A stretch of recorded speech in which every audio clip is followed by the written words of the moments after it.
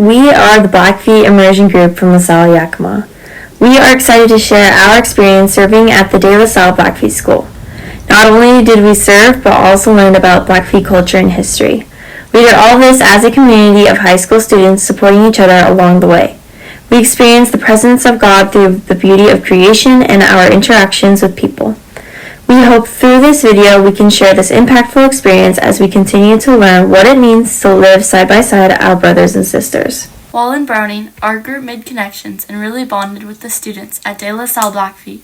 A moment where I really bonded with the kids was when I was talking with a group of girls and they were sharing their love for country music with me. That really shows how different cultures can come together over common interests like that.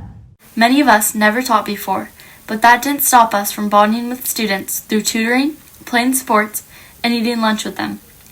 Although there were disruptive moments, we saw a lot of growth, not only in the students, but in ourselves too. As our journey came to an end, a couple people in our group realized that they might feel called to be a teacher later in life. We will miss those with whom we formed such positive relationships. Was there a moment where you really bonded with one of the kids?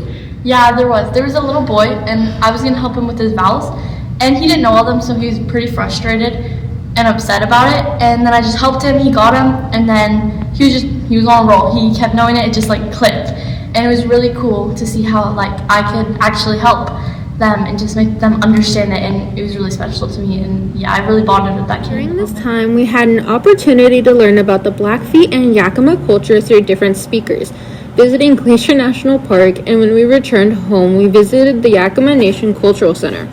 A question we had was how some people can continue to identify as Christian despite a troubling past with the church. Patricia Devereaux in her testimony showed us how one person can be Catholic and also hold traditional beliefs.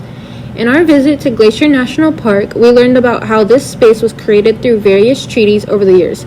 This made us think about how treaties also affected the Yakima Nation back at home. Something that left me unsettled is called the Red Dahlia movement. This movement symbolizes the missing or killed Indigenous women and children. In some photos you will see people with a red handprint over their mouth. It symbolizes those who have been silenced by the government. Something that surprised me was learning about the differences from the Blackfeet and the Yakima. One being that the Blackfeet doesn't use water life as a major resource, and Yakima really... We started the trip to Montana by boarding a train, which was a first for most of us and a new experience. When we arrived at the bunkhouse in Browning, we were basically strangers, but living together quickly created a bond. We spent time playing card games, learning about each other, and every night, two people had to work as a team to make dinner for everyone. After dinner, we would all gather by the fireplace for prayer and a reflection on the day. Mornings were chaotic with alarms going off and everyone crammed into the kitchen making lunches, but we learned patience and how to work together. This trip was not just about working with the kids, learning Blackfeet and Yakima culture, but also working together as a community. That our LaSallian school rests on ancestral lands of the 14 Confederate tribes and bands of the Yakima Nation.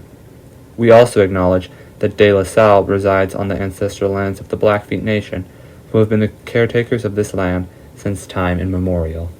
2 days after we got back from Montana, we showed up to our school for a week full of cultural activities and learning.